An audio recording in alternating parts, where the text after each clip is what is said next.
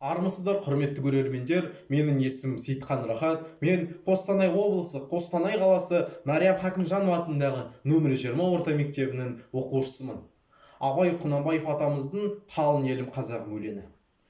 Қалың елім қазағым қайран жұртым, ұстарасыз аузына түсті мұртын, жақсы менен жаманды айырмадың, бірі қан, бірі май боп енді күртін, бет бергенде шырайың қандай жақсы, қайдан ғана бұзылды сыртша сыртын, ұқпайсың өз сөзінен басқа сөзді, аузыңмен орақ ұрған өңкей қиқым,